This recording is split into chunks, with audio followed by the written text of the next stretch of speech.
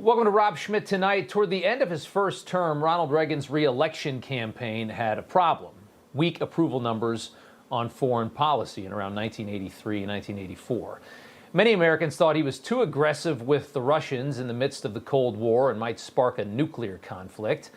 Add to that the deaths of 241 American servicemen and women in Beirut, and with Vietnam fresh in the rearview mirror, many did not like Reagan's aggressive moves against communism in Central America.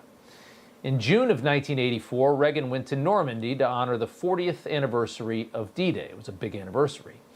Standing on the cliffs of Pointe du Hoc, where the first Army Rangers arrived 40 years earlier and began the bloody process of taking Europe back from the Nazis, Reagan gave a brilliant speech, with many of those Rangers, now in their 50s and 60s and 70s, seated just before him. We've learned that isolationism never was and never will be an acceptable response to tyrannical governments with an expansionist intent.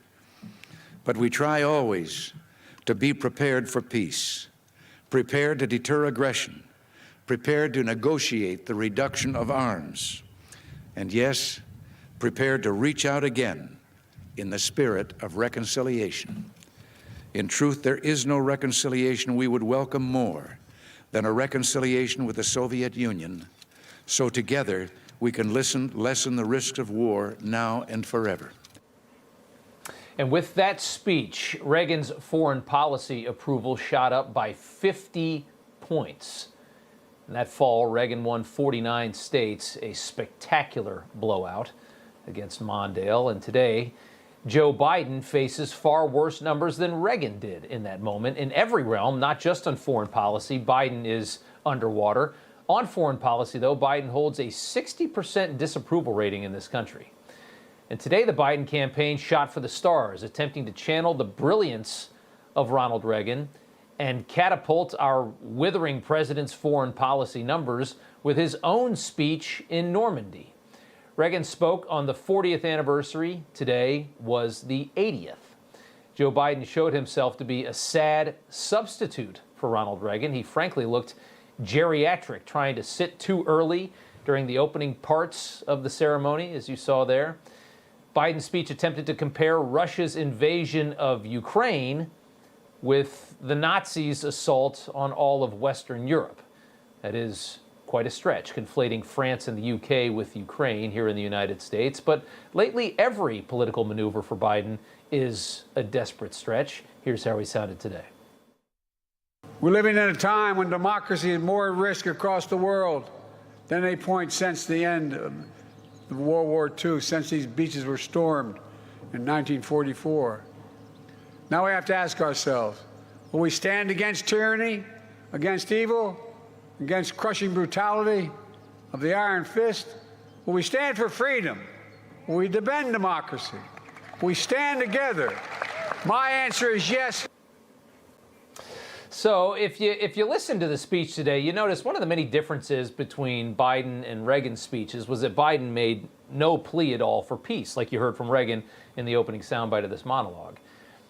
Biden's speech mirroring his agendas, his administration's agenda, offering no off-ramps at all to another endless war.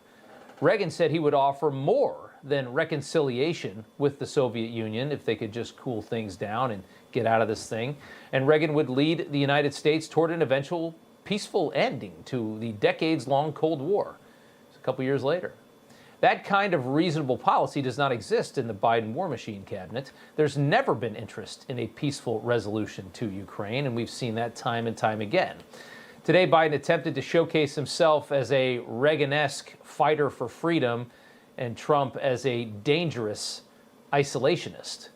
From an article in Politico, Biden and aides have also adapted Reagan's peace through strength mantra to describe their own foreign policy approach in working to strengthen alliances. To even attempt to describe this White House as strength shows the absolute level of delusion that we are dealing with right now. Portraying Trump as dangerous on foreign policy is equally as deluded. Trump's tough stance, as he ran this country for 4 years, led to billions more in NATO spending and a stronger Europe and a stronger world, at least Western world.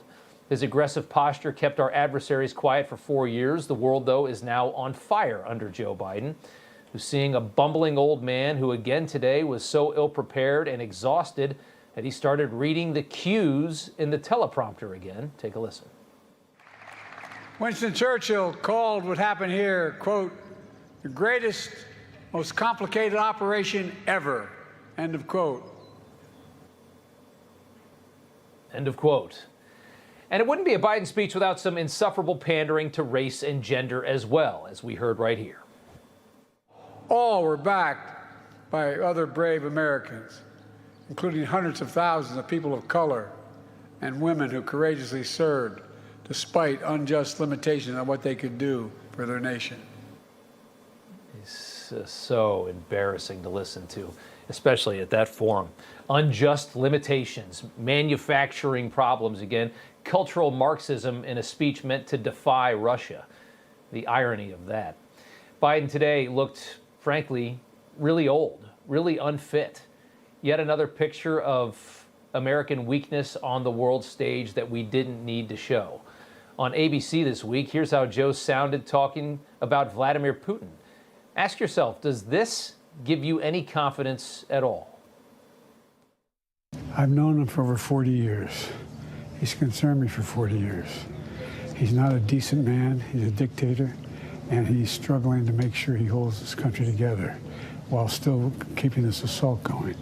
We're not talking about giving them weapons to strike Moscow, to strike the Kremlin, to strike in, just across the border where they're receiving significant fire from conventional weapons used by the Russians to go into Ukraine to kill the Ukrainians. Looks like he's about to fall asleep, kind of like he did today during the ceremony at Pointe du Hoc.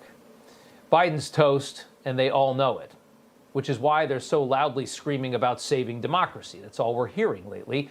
If it's about democracy, the candidate doesn't matter, and they can't run Joe Biden, so they're gonna run democracy. And the funny thing is, Joe is the actual threat to that. Today, Hillary Clinton tweeting, 80 years ago, thousands of brave Americans fought to protect democracy on the shores of Normandy. This November, all we have to do is vote. It's a joke. Ironically, Little Miss Democracy there turned off the comments on her post on X to, what, suppress dissenting opinions? Okay, Hillary. And take a listen to this Biden surrogate on MSNBC and try not to laugh. And I feel very, very confident that this is going to be a very hard-fought race, but when the chips are down, the American people are going to show up, just like those kids did 80 years ago.